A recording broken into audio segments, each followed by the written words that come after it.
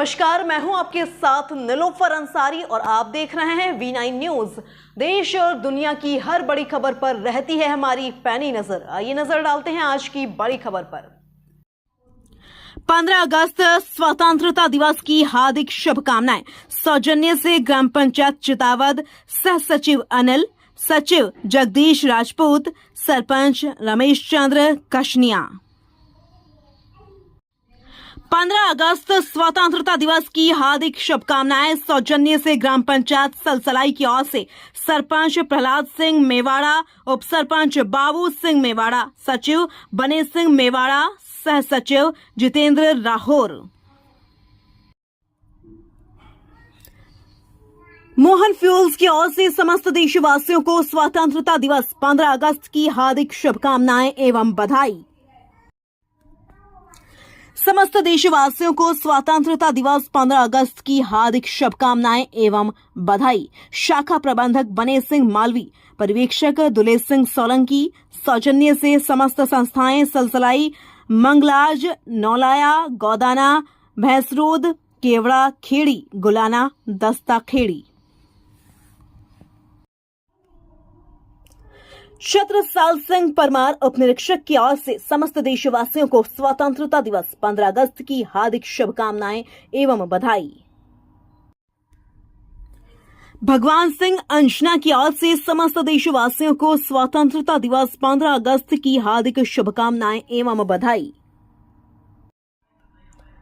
धर्मेंद्र सिंह सेंगर उप निरीक्षक की ओर से समस्त देशवासियों को स्वतंत्रता दिवस 15 अगस्त की हार्दिक शुभकामनाएं एवं बधाई। जनपद पंचायत पोरसा ग्राम पंचायत की चौल सचिव अनुमंडल सिंह भदौरिया की ओर से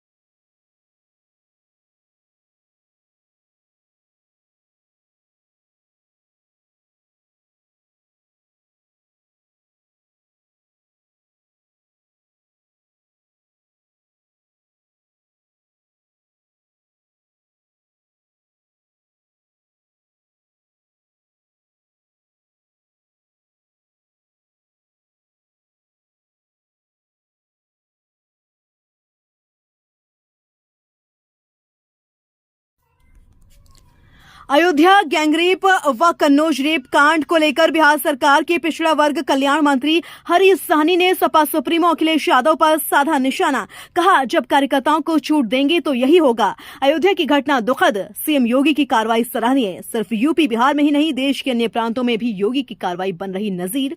योगी की कार्रवाई लोगों को सुगत लगती है तो वहीं अखिलेश यादव का बयान दुखद लगता है। जब अखिलेश यादव चुनाव में जाते हैं तो कहते हैं इस गरीब समाज का मैं ही रहनुमा हूं, लेकिन जब इनका कार्यकर्ता नेता गुनाह करता है तो उसके बचाव में खड़े हो जाते हैं और डीएनए की मांग करते हैं। सपा के लिए यह बड़ी बात नहीं है। इसके पूर्व में भी जो घटना घटती थी, सभी लोग कहते थे सरकार पोषित गुंडे हैं जिनको लोग खुली छूट देंगे, वह कार्यकर्ता गलत मार्ग पर जाएगा। अयोध्या से ब्रजेश सैन की रिपोर्ट। देखिए, कहते हैं कि काठ का हंडी बार बार नहीं चढ़ता है। जिस तरह से झूठ बोलकर पूरे यूपी में, देश में संविधान खतरे में है, आरक्षण छीन लिए जाएंगे, झूठ बोल करके वोट बटोरा गया है, गरीब गुरबा समाज का वोट लिया गया है। निश्चित रूप से इनके झूठ को जनता जाना है।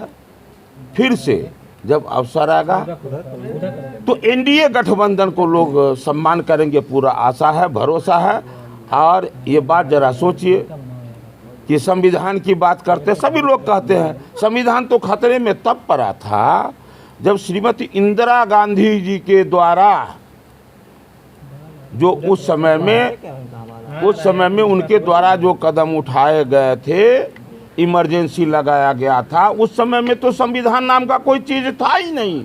देश के जो चौथे स्तंभ कहते हैं, उस देश के चौथे स्तंभ के साथ क्या हुआ था? सब लोग जानते हैं। जो कांग्रेस के लीडर कहते थे वही जो छापने के लिए तैयार होता था, वही केवल वही अखबार काम कर रहा था। तो ये तो उस समय में था। आप बिहार में देख लीजिए, लालू जी के उस समय में जब कार्यकाल था तो कोई भाजपा और कोई दूसरी पार्टी ने ही कहा था जंगल राज, ये तो अदालत ने कहा था। क्यों कहा था? वहाँ रोड, नाला, सड़क, शिक्षा, चिकित्सा, लॉ एंड ऑर्डर सब कुछ समाप्त हो गया था।